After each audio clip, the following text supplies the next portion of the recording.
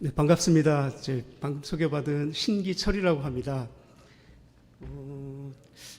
뭐 오늘 오자마자 그 아이들이 예배 드리는 모습을 봤는데 저부터도 뭐라 그럴까요? 이렇게 스스로 평화롭지 못한데 아이들을 보니까 이렇게 반성이 많이 되는 것 같습니다. 이렇게 저희는 주로 그 나이가 많은 할아버지 할머니들을 상대하다 보니까 그 아이들의 진짜 천사 같은 모습, 저도 뭐 아이들이 있었습니다. 이미 다 잊어먹어서 새롭게 좀 이렇게 느끼고 가는 게 좀 있는 것 같습니다. 금정물 사건은 요약을 말씀드리자면은 1950년 10월 6일부터 10월 25일까지 20일 사이에 고양군 그때 일대에 사시던 분들 200여 명이 고양 경찰서 유치장에 갇혀 계셨다가 이곳에서 이제 처형당했다고 이야기를 하시죠. 이렇게 학살을 당하셨던 그런 날인데요. 한국 전쟁 중에 벌어진 것이었기 때문에 어떤 역사적인 배경을 잠깐 말씀을 좀 드려야지 제대로 좀 이해하실 수 있지 않나 이렇게 싶습니다. 왜 도대체 이분들이 그렇게 많은 분들이 여기서 학살을 당하게 됐는가? 이걸 이해하기 위해서는 그 전쟁의 발생, 전쟁 전, 흔히 그 전쟁 전문가들이 연구자들이 얘기하는 그 전쟁은 정치의 수단이다, 정치의 연장으로 봐야 된다라고 하는 측면을 반드시 이해하지 않으면 이 사건을 이해할 수가 없는 그런 겁니다. 그러니까 비극의 출발은 그 분단 정부에서부터 비롯된다고 보시면 되겠습니다. 이제 많은 사건들이 그 1945년 그러니까 50선거 때부터 시작이 되는데요. 잘 알고 계시는 제주 4.3이나 여순 사건이 다 거기서 비롯됩니다. 마치 좌익계열의 남로당이 봉기를 해서 선동을 해서 벌어진 일처럼 얘기를 하지만 실제로 수많은 분들, 돌아가신 분들의 개인사를 살펴보면 그런 것이 아니라 일제 때 이렇게 억압받았던 분들이 해방이 됐고 이 해방된 분들이 분단될 거라는 걸 상상하지 못했던 겁니다. 그 당시에 지식인들은 다 그렇게 생각을 했고요.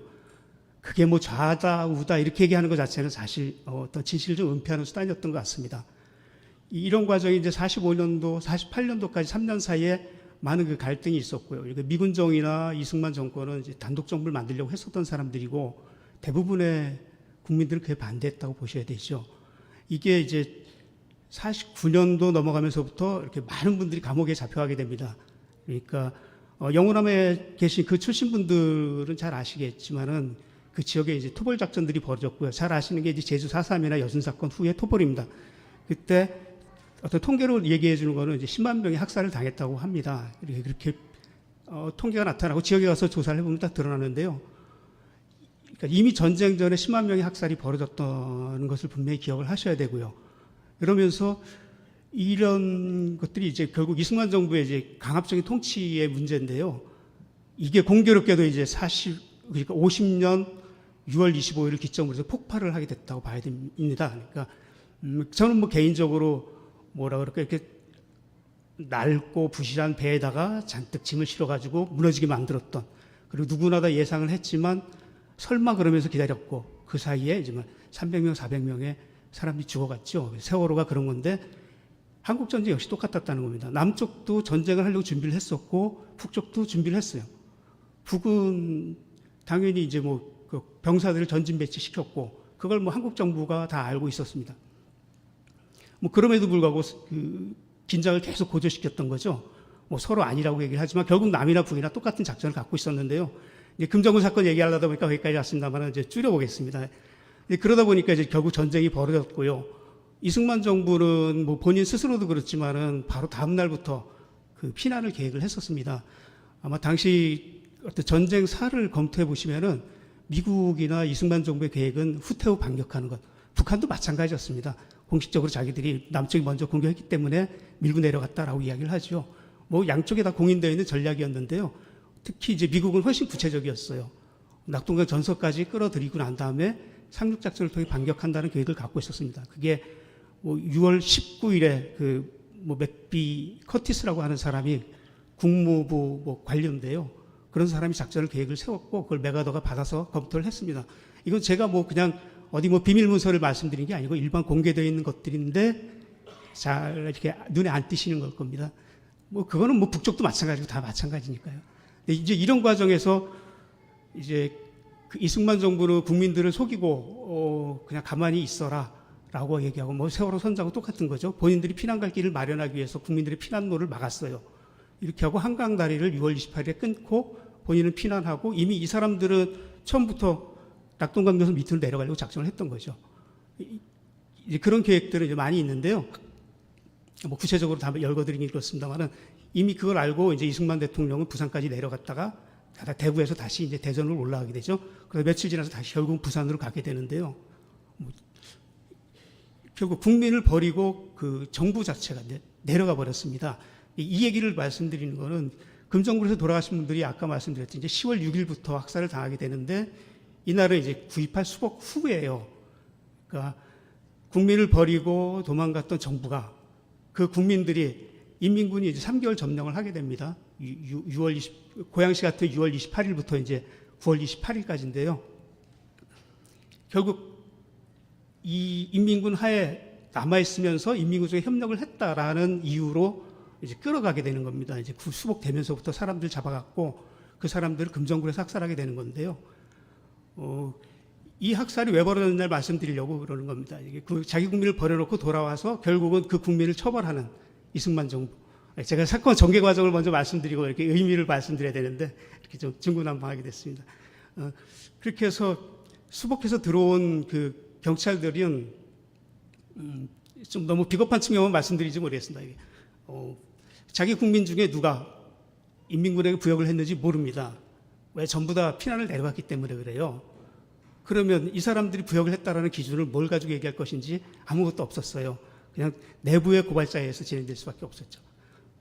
이제 그렇게 해서 돌아가신 분들은 이 마을 주민들이라는 거 말씀드렸고요. 아마 혹시 여기 오신 분들은 고향이 전국, 그러니까 어머니 아버님들의 고향, 부모님들이 전국 여러 곳일 것 같은데요.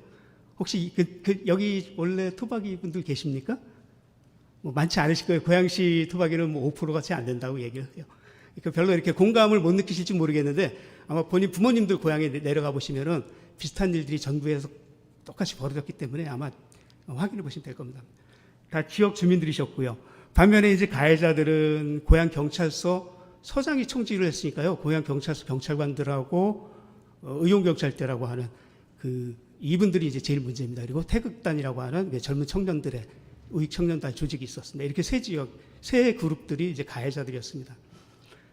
이게 문제가 되는 것은 이제 의용경찰대라고 하는 분들인데요. 뭐 좀 장황해질 것 같습니다만 굉장히 어떤 이론적으로 문제가 있고 그래요. 흔히 알려져 있는 어떤 좌우의 갈등이라든가 이렇게 얘기를 하는데 그거는 사실이 아닙니다.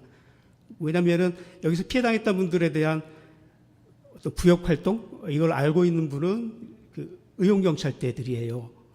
그러니까 이분들이 진짜 그 부역을 했던 분들, 그러니까 이제 이승만 정부가 수복을 하면서 여기 고양시에 들어온 거는 이제 9월 20일쯤인데 인천 상륙작전 후에요. 본인들이 이제 누가 부역했는지 모르니까 누굴 잡아야 될지 모르니까 그 명단 작성할 사람을 선택을 하는데 그분들이 바로 이제 진짜 부역을 한 사람들이에요. 이렇게 자신 있게 말씀드릴 수 있는 거는 이제 이후에 9월 25일에 그 학살이 끝난 뒤에 그 이승만 정부가 사건을 조작하기 위해서 28명이라는 의용경찰단도 잡아간 기록이 있습니다.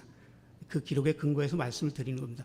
그 중에 실제 그 9월 25일 이후에 끌려간 분들 중에 2사람이 사형을 선고받게 됩니다. 그 중에 한 사람이 중면에 그때 중면이었는데요.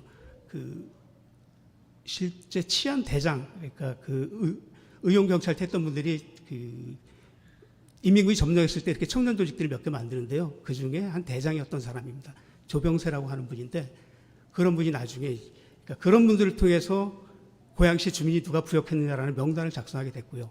그 명단 작성에는 이제 태극단원들이나 이런 분들이 다 같이 가담을 했죠. 여기에서 이제 돌아가시게 되는 건데요. 문제는 이제 이 사람들이 자기들이 진짜 부역자이기 때문에 어느 정도 선별을 할 수는 있었습니다. 그런데 실제로 인천 상륙작전이 벌어질 때 이미 다 이 지역 주민들은 알았어요. 수복된다는 걸.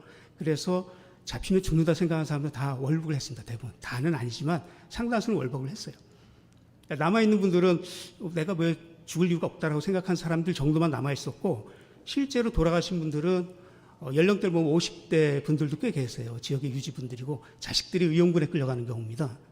의용군에 끌려간 경우들이 많이 있으시고 남편이 실제 부역을 한 경우 여자분들이 금정굴에서 한 10% 정도 그러니까 한 20명 정도가 누구의 처, 누구의 어머니, 이렇게 누구의 여동생 이렇게 나타나게 됩니다.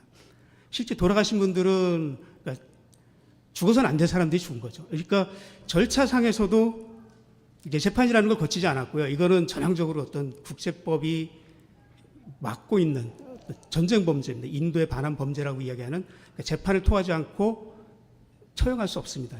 그런 절차를 이미 어긴 거지만 실제로 피해를 당한 사람들조차도 부역과는 상관이 없는 분들이 많이 당하셨다. 이렇게 말씀드릴 수 있고요. 실제로 부역을 한 사람도 그 내용 자체는 이렇게 이제 대표적인 분들은 복구대장이라는 게 있습니다. 그러니까 마을에 폭격을 당했다든가 뭐 건물이 무너지고 도로가 파손되고 그러면 가서 이제 주민들의 생활을 위해서 이제 공사를 지휘하는 사람이에요. 이런 사람은 전국에 어디 가나 다 100% 처형당합니다. 이런 분들은 사실 국제법에서는 보호해야 되는 자위권이라고 해서요. 자기 주민들 지키기 위한 활동을 하는 사람들은 보호를 받게 됩니다. 어쨌든 이런 분들까지 다 학살을 당한 곳이 이제 금정굴입니다. 그 돌아가신 분들 중에 70명 정도를 구체적으로 제가 명단을 확인을 했는데요. 그분들이 그런 경우들이에요. 그리고 또 뭐 잘 아시는 벼이삭 샜다고 하는 거, 흔히 뭐 이렇게 반공을 주장하는 분들은 굉장히 끔찍한 기억으로 남게 갖고 있죠. 근데 그거는 이제 조세를 수탈하기 위한 계산 방식이 좀 달랐을 뿐인데요. 그로 인해서 뭐 사람이 다쳤다든 그런 건 없어요. 결국은 뭐 수확하기 전에 물러갔기 때문에 뭐 세금을 거둔 적도 없었죠. 이제 그런 정도를 가장 흉악한 부역이다라고 이야기를 하는 겁니다. 이제 뭐 이제 그 다음 과정 이제 마무리를 좀 드리겠는데요. 이게 이제 그 1992년도까지 그러니까 그 문민정부가 들어서기 전까지네요. 그 피해자분들은 말을 못 꺼냈어요. 일부 이제 영남 쪽 분들은 4.19 혁명 직후에 말씀하셨다가 다시 이제 박정희 쿠데타 군한테 이제 다 잡혀가서 두 분이 또 사형 선고받고 그랬었습니다만은 어쨌든 그 이후에 92년도부터 이제 말문을 열기 시작했고 고향 금정굴은 그때 시기로 봐서는 전국에서 제일 먼저 유족분들이 활동했던 곳입니다. 뭐 4.19 혁명 빼고 나서는 뭐 이제 전국에서 가장 이렇게 의미가 있는 지역이죠. 그러다가 유족들이 모여서 억울하게 돌아가셨다는 얘기를 하는데도 불구하고 이제 아무도 인정하지 않으니까 확 발굴을 하게 됩니다. 뭐 그 청와대에서도 그렇고 얘기를 하는 겁니다. 뼈라도 좀 갖고 나오면 내가 믿어주겠다. 이렇게 얘기를 합니다. 청와대나 이런 데는 이미 아까 말씀드린 그 학살이 있었다는 정보를 검찰 기록을 통해 다 갖고 있는 사람들이에요. 이 사람들이 얘기를 안 하고서 유족들을 숨겼죠. 유족들한테. 결국 95년도에 발굴을 해버리게 되는 거예요. 파보니까 이제 오른쪽 대퇴골이 이제 153구가 나오게 됩니다. 그러니까 최소한 그러니까 오른쪽이 153, 왼쪽이 137. 그리고 뭐 두개골은 뭐 온전한 거는 30몇 개, 이제 파편까지 합치면 뭐 70몇 개 이렇게 나오게 되고 그렇습니다. 거기에는 이제 묶었던 철사나 뭐 많은 것들이 이제 가해자의 물건들도 나오게 되죠. 이미 뭐 부인할 수 없는 명백한 증거가 나왔음에도 불구하고 95년도에 나왔음에도 불구하고 2005년도 진실화위원회 생기기 전까지 다 부인을 했었습니다. 한국 사회가 이런 곳이고요. 실제 아시다시피 뭐 당하신 분들 계시겠지만 연좌제라고 하는 거 그 가족들에게 계속 그 고통을 가했었고요.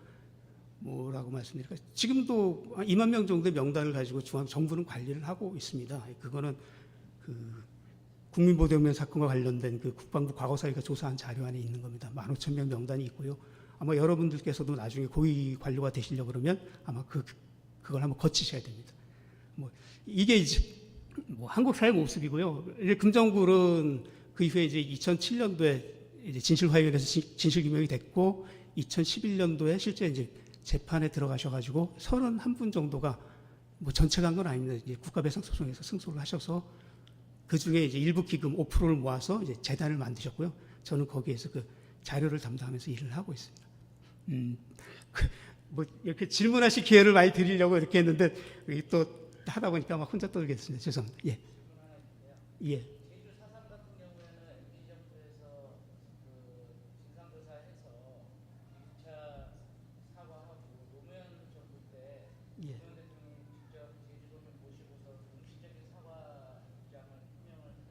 예. 금정굴 같은 경우는 정부 차원에서의 공식적인 사과가 있었어요? 있었습니다.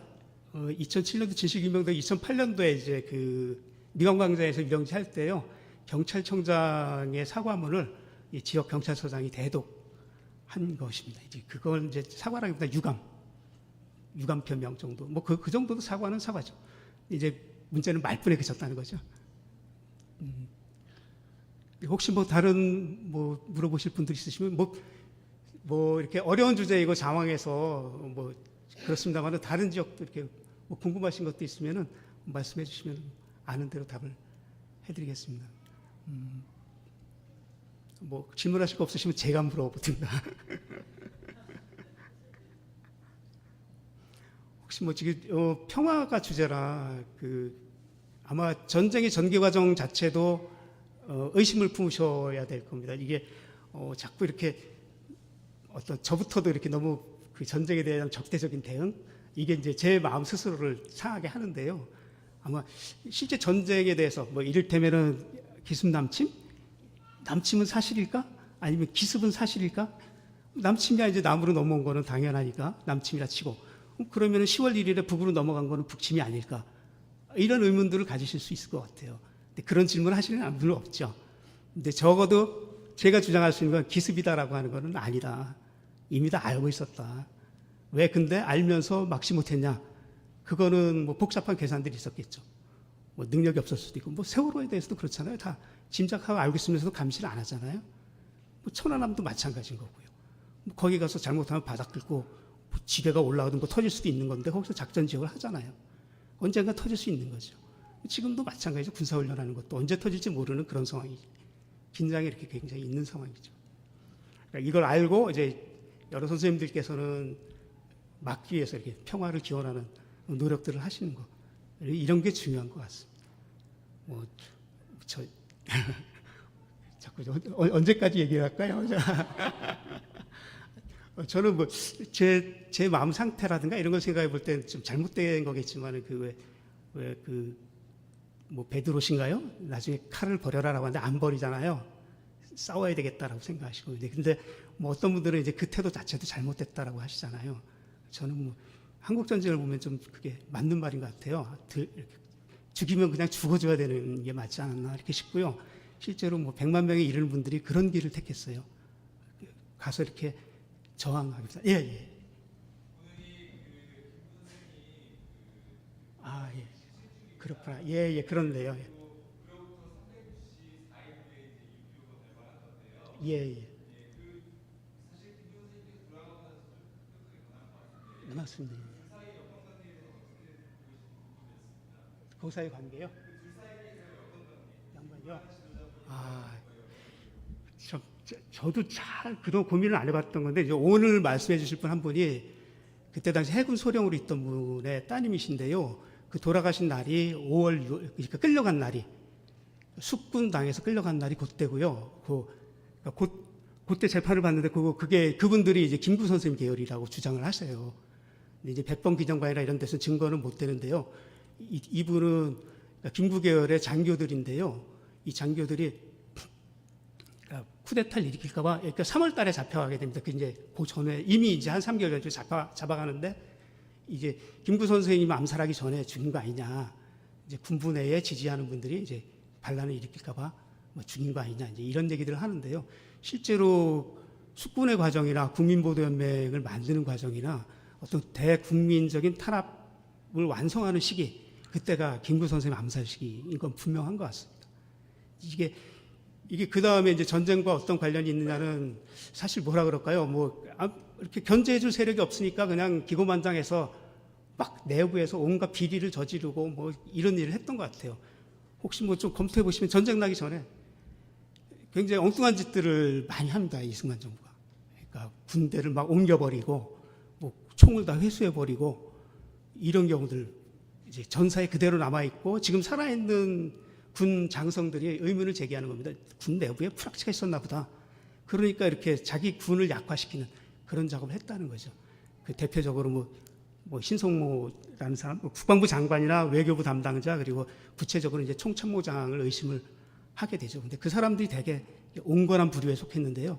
그들이 이제 그 북의 지령을 받은 거 아니냐, 뭐 이런 얘기들을 할 정도로 군내가 이제 한편으로는 완전히 장악을 했으면서 다른 한편으로는 이렇게 엉망이 되는 그런 모습을 보여줍니다. 이렇게 저는 의도됐다기보다는 좀 무능해하는 거 아닌가 그렇게 생각을 합니다.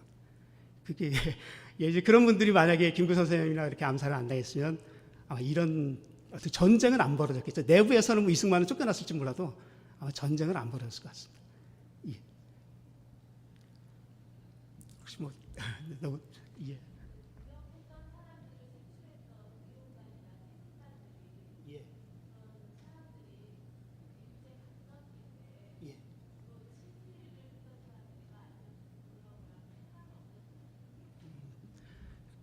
지금 이제 가해 쪽에 있는 분들이 친일파들이 아니었냐는 그런 질문이신 것 같은데요.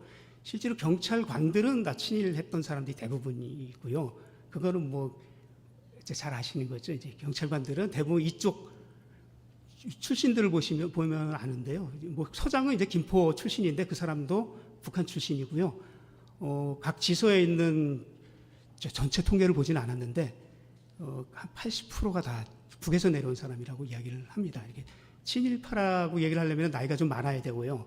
한 20대 후반쯤 돼야 되고 그런 분들은 이제 조금 고위직에 있었겠죠. 근데 밑바닥을 이루는 사람들은 서북청년단 출신들의 청년들 이런 정도로 보시면 될 것 같습니다. 그리고 태극단도 사실 뭐 이 지역 출신이라기보다는 지금 뭐 끝까지 저희 위령사를 반대하는 분들은 이제 개성 쪽이나 아니면 이제 서울 쪽 이 지역 분들은 아니십니다.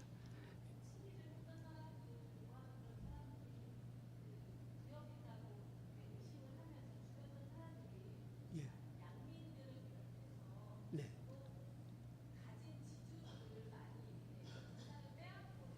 예. 피해자분들의 재산이나 뭐 이런 걸 뺏기 위해서 그랬던 뭐라고 말씀드릴까요? 참 그런 측면이 많은데요. 실제로 대부분인데요.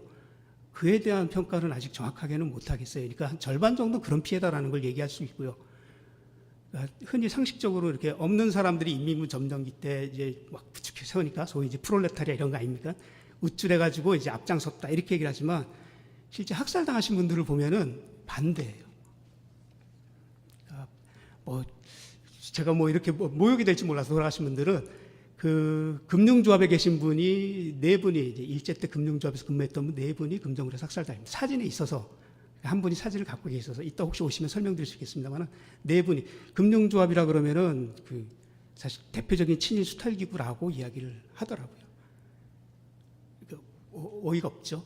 돌아가신 분들은 사실 이 지역 내뭐 35칸짜리 집 뭐 이런 거 갖고 최소한 15칸 집을 갖고 있는 부자분들이 많았어요. 그러니까 뭐라 그럴까 이게 격변기에는 이렇게 뒤집어지는데 그게 좌우의 개념은 아닌 겁니다. 기득권을 갖고 있는 사람과 아닌 사람들이 바뀌게 되는데요. 그게 사실 상식 바뀌예요. 저희가 알고 있는 거는 그분들을 돌아가신 분들을 모욕하기 위해서 사실 좀 거짓말하는 그런 게 많습니다. 오히려 가해 쪽에 있는 사람들이 없는 경우들이 많습니다. 그러니까 위에서 이승만 정부가 돈 주고 시키는 거죠. 너 죽여. 그러니까 손에 피 묻히는 일을 그 사람들한테 시키는 거죠. 이게 사실 좀 현실 진실에 좀 가깝습니다. 시간 너무 많이. 예.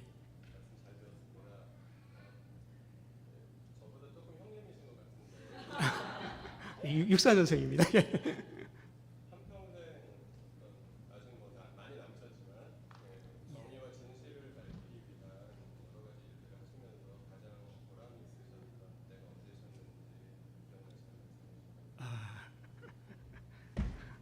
저야 뭐 개인적으로는 제가 이제 진실화해를 위한 과거사 정리위원회에서 일을 했어요. 이 사건으로 얼마나 많은 사람들이 그 피해자들이 욕을 먹었는지 알고 있는 사람이고요. 사회적으로 구박당했는지 얼마나 많은 재산을 뺏겼고 뭐 어머니까지 뺏기고 뭐 이런 일들을 다 겪은 사람들인데 이런 분들의 진실을 규명하는 걸 이제 제가 맡았던 거죠. 2007년도에 저희는 이제 15명 심사하는 의원들이 있는데요. 그 중에 한 분이 태극단을 지지하는 그쪽 분들이 하나 와 있었어요. 보수단체가 심은 거죠. 그분 때문에 한 달 동안 막 계속 거의 저 혼자 싸우다시피 했어요. 이렇게 마이크 붙잡고 안에 설명하느라고. 원래 그런 분은 심사위원을 들으면 안 되거든요. 재척 사유라고 그래서. 근데 어쨌든 그렇게 그 사람들하고 논쟁해서 이겨가지고 이제 그 진실문 결정을 받았는데요. 그때 많이 좀 기뻤습니다.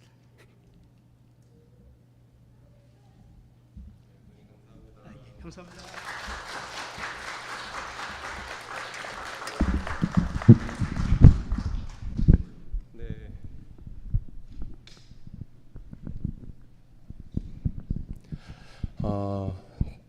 귀한 시간 내주시고 그리고 무거운 주제 우리에게 쉽게 또 친절하게 나누어 주셔서 감사합니다. 이따가 오후 2시에 우리 교회를 비롯해서 시민들과 함께하는 시간을 준비하시기 위해서 지금 좀 그 행사 준비를 위해서 가보셔야 되거든요.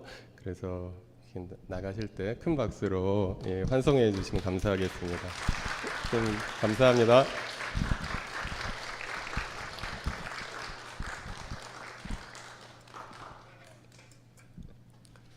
네, 여러분은 신 선생님 말씀 들으시면서 어떠셨습니까?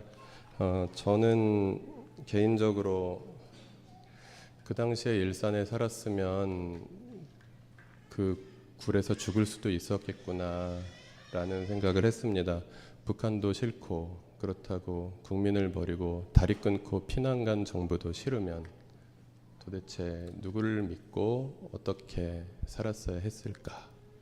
그런 생각을 하면서, 그리고 또 중요한 것 하나는 진실, 그리고 그 이후에 이제 살아있는 우리들은 이제 어떤 마음으로 우리에게 주어진 이 인생과 이 세상을 어떻게 살아가야 하는가, 그런 것들을 좀 무겁게 받아들이는 그런 시간이었던 것 같습니다. 네, 같이 한번 기도하고 네 번째 평화 주제의 말씀 나눔 시작하겠습니다. 기도하시겠습니다. 하나님, 전쟁의 상처가 아직도 아물지 아니하고 그리고 아직도 전쟁이 잠시 쉬고 있는 휴전 상태인 이 나라에서 저희들 평화를 생각합니다. 그리고 평화를 꿈꿉니다. 그리고 오늘은 이웃들을 모시고 함께 평화에 대한 마음들을 나누었습니다. 주님, 이제 우리에게 혐오 사회를 치유하는 평화 공동체는 어떤 방향으로 평화를 만들며 가야 할 것인가에 대해서 말씀하여 주십시오. 예수님의 이름으로 기도합니다. 아멘. 네, 지난주에는 영국이 유럽연합에서 탈퇴하는 문제 때문에 영국이 EU에서 탈퇴하는 이유는 무엇인가, 이런 것들 때문에 참 많은 어려운 생각들이 있었습니다. 제가 생각해 볼 때 이 내용들을 보면서 좀 생각한 것은 참 복잡한 문제다라는 것이었습니다. 대체로 젊은 분들이나 좀 진보적인 분들은 EU에 남아 있으려고 좀 했다. 그리고 좀 어르신들이나 좀 보수적인 분들은 EU를 탈퇴하고자 했다라고 이렇게 이야기를 하지만 노동당보다 조금 더 이제 진보적인 분들은 또 EU를 탈퇴하기를 또 원했다라고 이야기도 하기도, 그래서 이것이 어떤 세대 차이나 또 이념의 문제로만은 또 해석할 수 없는 많은 부분이 있고요. 그리고 우리나라에 이제 미칠 영향이라든가 이런 것들도 쉽게 이야기할 수 있는 문제는 아닌 것 같다라는 생각이 듭니다. 영국인들은 자기들의 정체성에 대해서 고민을 많이 했겠죠. 영국인이냐, 유럽인이냐 등등에 대해서 고민을 많이 했고, 그리고 복잡한 상황 속에서 복잡한 결정을 내렸을 텐데요. 우리 그리스도인들이 이 세상에 존재하는 것도 조금 비슷한 데가 있는 것 같습니다. 우리는 그리스도인이면서 동시에 이 세상에 살고 있는 사람들이기 때문입니다. 그런데 성경은 우리에게 있어서 우리가 이 세상에 살고 있지만 또 하나님 나라의 백성이라는 사실을 반드시 기억해야 하며, 그리스도인의 나라는 이 세상이 아니다라고 분명히 말하고 있다는 사실입니다. 골로새서 1장 13절 같이 읽어보실까요? 아버지께서 우리를 암흑의 권세에서 건져내셔서 자기의 사랑하는 아들의 나라로 옮기셨습니다. 네, 본문이 뭐라고 말하고 있죠? 암흑의 권세에서 건져내셨다. 그리고 아들의 나라로 옮기셨다. 그 나라는 사랑하는 아들의 나라다 그리고 이것이 한글 개역 성경에는 이렇게 기록되어 있죠. 사랑의 아들의 나라. 그렇습니다. 우리는 사랑의 아들의 나라로 옮겨진 사람들이라는 것입니다. 우리가 이 세상에 존재하고 이 세상에서 성실히 살아가는 것은 분명히 중요한 일이지만 우리의 정체성, 그곳에는 우리는 국적이 바뀐 사람들이다. 하나님의 나라를 살아가는 사람들이다. 이 골로새서 말씀이 선포되었을 당시에 그들은 초대교회 성도들은 황제의 나라에 살고 있는 사람들이었습니다. 황제의 나라에서 옮겨져서 우리는 하나님의 사랑의 아들의 나라로 옮겨진 사람들이라고 고백하는 자기 고백이 여기 담겨 있는 것입니다. 그래서 오늘을 살아가는 우리도 이렇게 고백할 수 있을 것 같습니다. 우리는 자본의 나라에서 옮겨져서 하나님의 나라로, 사랑의 나라로 옮겨진 사람들이다라고 고백할 수 있는 것이겠지요. 그리고 빌립보서 3장 20절 읽어보면요, 이렇습니다. 같이 읽어볼까요? 그러나 우리의 시민권은 하늘에 있습니다. 그것으로부터 우리는 구주로 오실 주 예수 그리스도를 기다리고 있습니다. 네, 사랑의 아들의 나라에 살고 있는 사람들의 시민권은 이 땅에 있는 것이 아니라 하늘에 있는 것이다라고 보다 더 명확하게 이야기하고 있다라는 사실입니다. 우리가 비행기를 타고 어디 다른 나라에 갈 때 그 생각을 해보면 그 나라의 시민권을 가진 사람들은 줄을 서는 것이 다릅니다.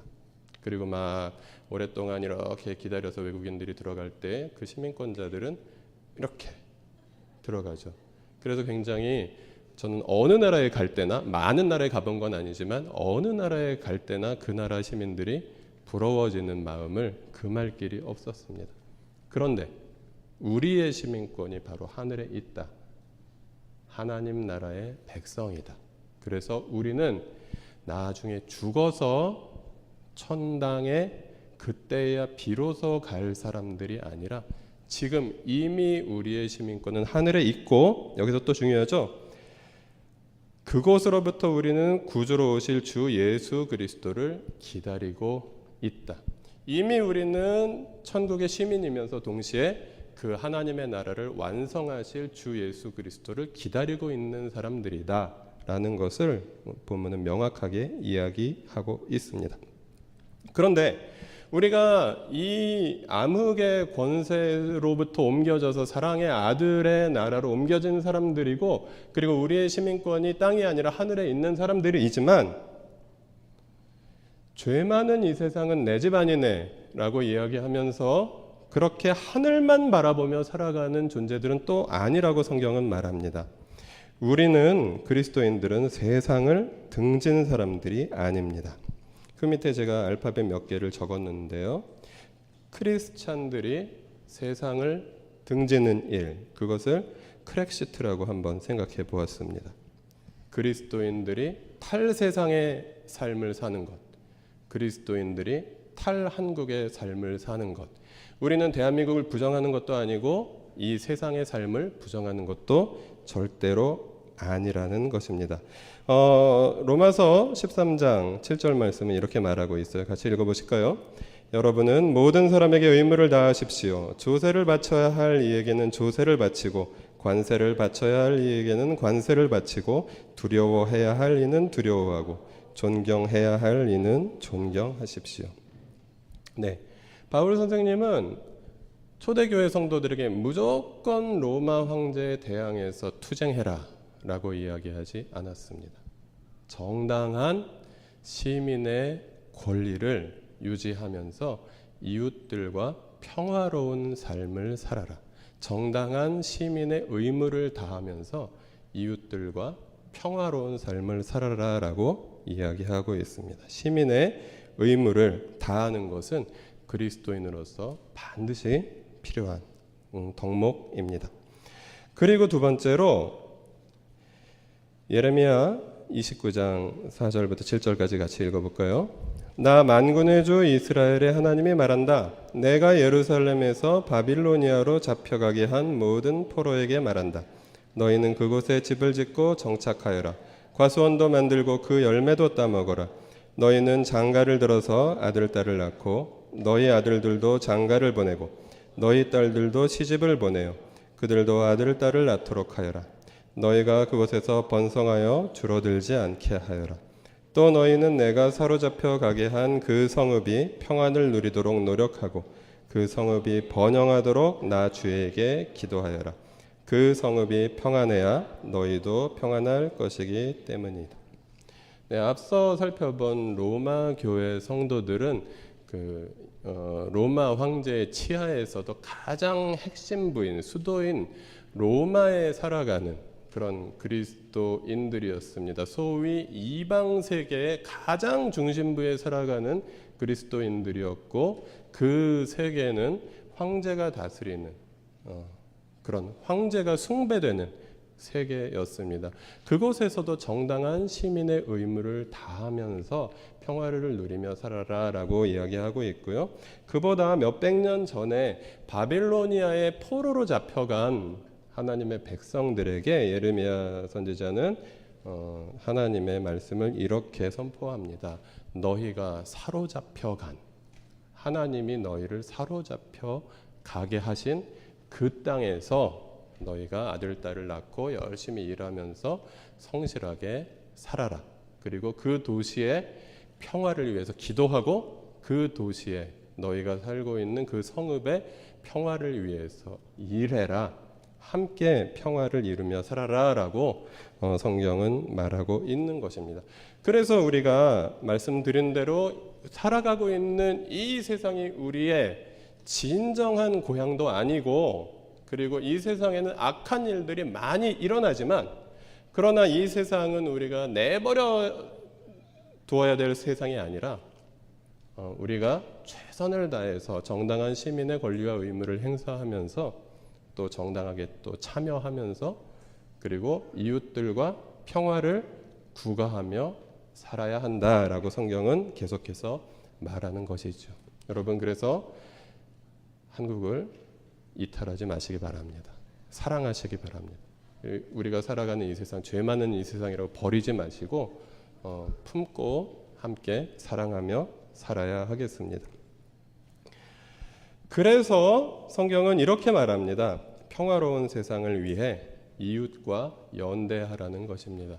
우리가 이웃이라고 말할 수 있는 사람들의 한 세 가지 차원 정도가 있는 것 같습니다. 먼저 우리의 이웃은 다른 그리스도인들입니다.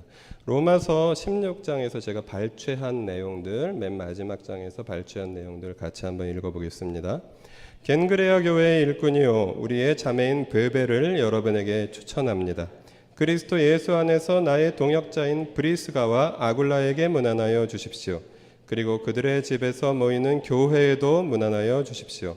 아순그리도와 블레곤과 허메와 바드로바와 허마와 그들과 함께 있는 형제 자매들에게 문안하여 주십시오.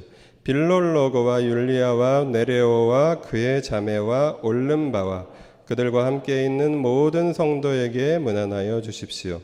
거룩한 입맞춤으로 서로 문안하십시오. 그리스도의 모든 교회가 여러분에게 문안합니다. 아멘. 여기 보시면 굉장히 많은 교회들이 있다는 걸 알 수 있고, 그리고 로마 교회도 여러 가정교회들의 연합으로 이루어져 있다는 것을 또 알 수 있습니다. 여기서는 우리가 하는 가정교회들과 가정교회들의 연합이 성경적인 것이다라는 것을 이야기하려고 하는 것이 아니라, 많은 교회들이 있었다, 많은 공동체들이 있었고, 그 많은 기독교 공동체들은 서로 연대하는 사람들이었다라는 것이죠. 우리가 우리 교회가 좋고 우리 교회에 대한 자부심이 있다고 해서 이 세상의 다른 교회들이 이상하다거나 잘못되었다거나 그들과 또 사귀지 않는다거나 하면 그것은 잘못된 것입니다. 예수 그리스도를 주로 고백하고 신구약 성경을 하나님의 말씀으로 받아들이며 그 말씀을 따라 살려고 노력하는 모든 그리스도의 교회들과 우리가 함께 연대하는 것, 함께 하는 것은 굉장히 우리에게 있어서 중요한 이웃사랑의 하나일 것입니다. 그리고 또 이 세상에는 정의와 평화와 생명을 추구하는 그런 이웃들이 존재합니다. 사도행전 10장 말씀 같이 읽어보실까요? 가이사랴에 고넬료라는 사람이 있었는데 그는 이탈리아 부대라는 로마 군대의 백부장이었다. 그는 경건한 사람으로 온 가족과 더불어 하나님을 두려워하며 유대 백성에게 자선을 많이 베풀며 늘 하나님께 기도하는 사람이었다. 네. 여러분, 고넬료라는 사람이 있었습니다.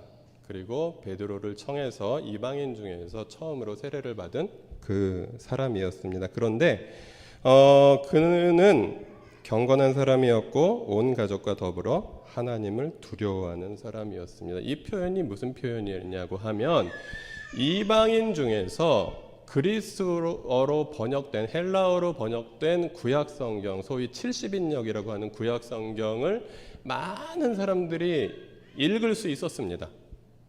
그리고 그 성경 말씀을 통해서 이것이 진리구나라는 것을 또 받아들였습니다. 그리고 그 중에서 어떤 사람들은 할례를 받고 유대교에 귀의하면 유대인과 똑같은 인정을 받았습니다. 그래서 그들은 그리스 출신이든 어디 다른 나라 아프리카 출신이든 할례를 받고 유대교로 귀의한 사람들은 모두 유대인으로 인정을 받는 것이 유대교의 전통인데, 이 하나님을 두려워하는 사람들은 어떤 이야기냐면 성경을 인정하고 하나님을 인정하지만 할례를 받지 않은 사람들, 그래서 그들을 God fearer, 하나님을 두려워하는 사람들이라고 불렸습니다. 이 고넬료는 바로 그런 사람들 중에 하나였다라는 것이죠. 고넬료 당시에는 기독교가 없었죠. 그 당시는 기독교가 완성되기 이전이었고, 그는 유대교의 God fearero로서 그 유대인들 밖에 존재하는 이방인 중에서 하나님을 두려워하는 사람이었습니다. 오늘날 우리가 살아가고 있는 이 시대에 하나님을 두려워하는 사람들은 누구일까요? 저는 그렇게 생각해 볼 수 있을 것 같다는 생각이 듭니다. 비록 여기 있는 우리들과 같이 예수 그리스도를 내 인생의 주인으로 모시지는 않고 있지만, 우리가 신앙으로 고백하는 신구약 성경의 정신과 같은 생각을 하고 있는 사람들, 비록 이름은 하나님의 정의라는 이름을 이야기하지 않고 하나님의 평화라고 이야기하지 않고 하나님의 생명이라고 이야기하고 있지는 않으나, 이 세상 속에서 하나님이 기뻐하시는 여러 정의롭고 또 평화를 이루는 여러 가지 행동들을 하고 있는 사람들, 이들과 그들이 그리스도인이 아니라는 이유로 그들을 또 거부하고 그 선을 유지하고 거리를 유지하고 우리는 또 연대하지 아니하고 다른 일들을 해야 하는 것이 아니라, 함께 하나님의 나라를 위해서 함께 연대하는 과정 속에서 친구가 되고 관계를 맺고, 또 그들에게 또 하나님의 나라의 정말 진정한 시작이 되는 그런 예수 그리스도의 복음을 받아들이는 것, 거기에 대해서도 진지하게 이야기할 수 있는 일들이 일어나야 할 것 같습니다. 이 세상에는 그래서 하나님을 인정하거나 예수님을 영접하지는 않았지만 역사라는 가치, 양심이라는 가치, 이런 것들에 대해서 헌신해서 정의와 평화를 위해서 일하고 있는 분들이 우리 고양시에도 많이 있습니다. 또 그들과 협력하면서 그들에게 복음을 전할 수 있는 일들이 또 우리에게 있을 수 있겠습니다. 그리고 세 번째로 우리가 연대하고 함께 해야 할 그 차원의 이웃의 그 세 번째 차원은 불의한 세상에서 고통받는 이웃입니다. 로마서 12장 말씀 같이 읽겠습니다. 여러분을 박해하는 사람들을 축복하십시오. 축복을 하고 저주를 하지 마십시오.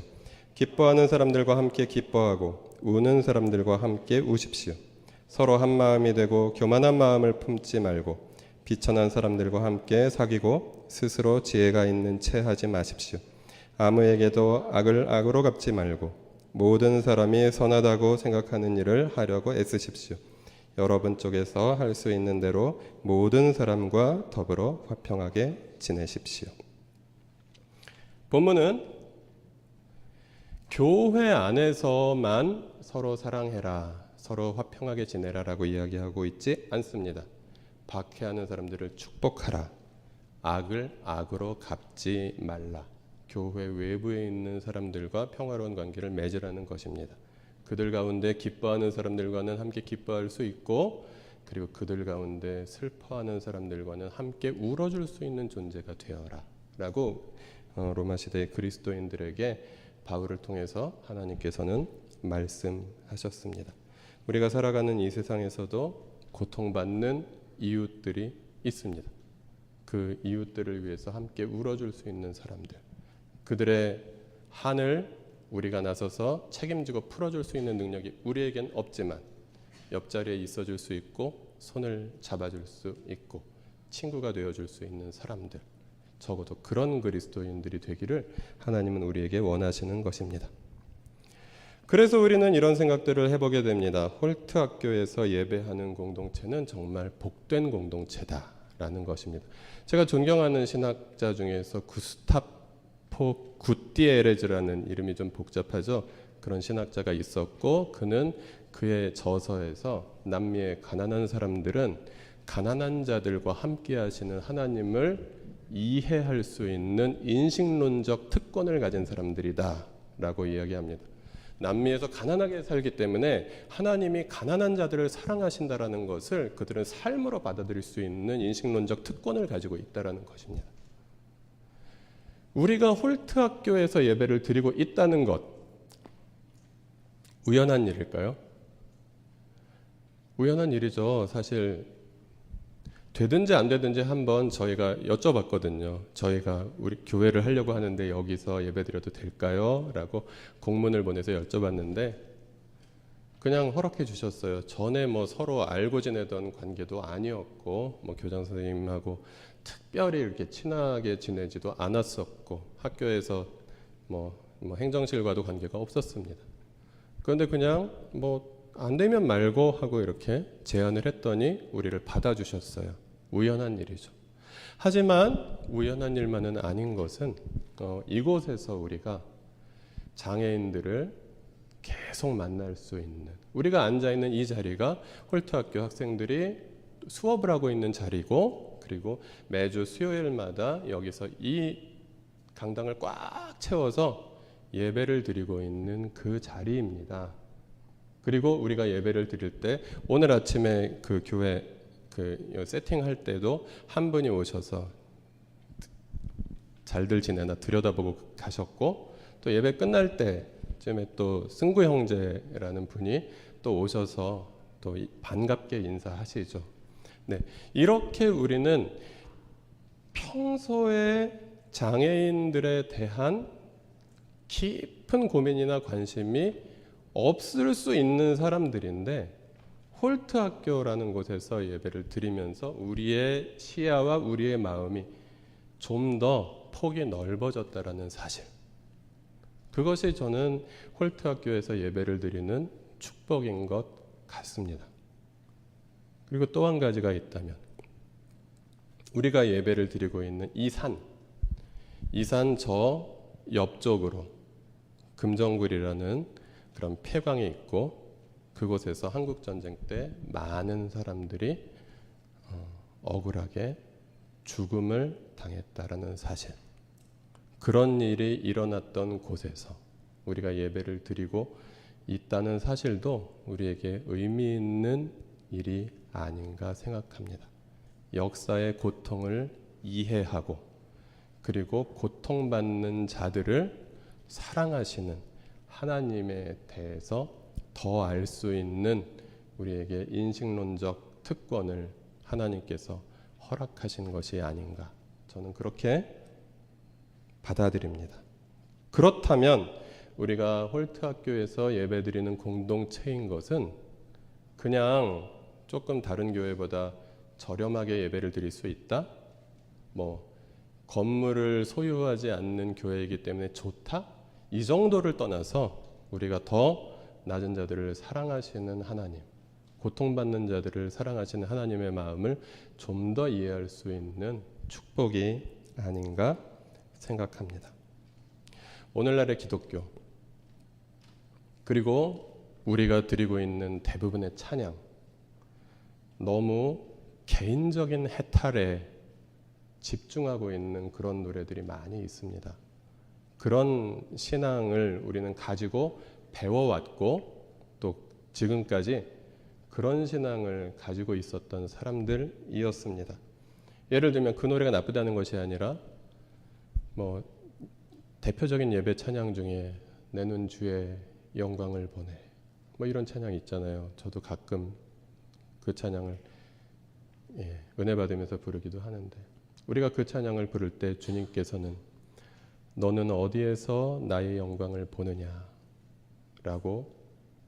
말씀하시는 것 같습니다. 하나님께서 사랑하시는 약자들이 있는 그곳에서 우리가 하나님의 영광을 볼 수 있었으면 좋겠습니다. 하나님께서 슬퍼하시는, 고통을 당한 사람들이 있는 그 현장에서 우리가 하나님의 영광을 볼 수 있었으면 좋겠습니다. 그래서 우리가 그들의 손을 잡아주고 함께 울고 함께 연대하는 그곳에서 하나님이 우리를 통해서 영광을 받아 주셨으면 좋겠습니다. 학살이 자행된 산비탈에 자리 잡은 특수학교에서 예배를 드리는 우리의 공동체는 우리의 이웃들과 공존과 연대와 평화를 꿈꾸며 앞으로도 계속 그러한 마음으로 겸손하게 한 걸음 한 걸음 걸어갈 것입니다. 하나님께서 우리의 이웃들과 이 땅에서 또 함께하게 하실 아름다운 하나님의 나라를 기대하면서 그 길을 함께 갈 것을 또 여러분에게 부탁하고, 그리고 여러분과 함께 걸어가겠습니다. 기도하겠습니다.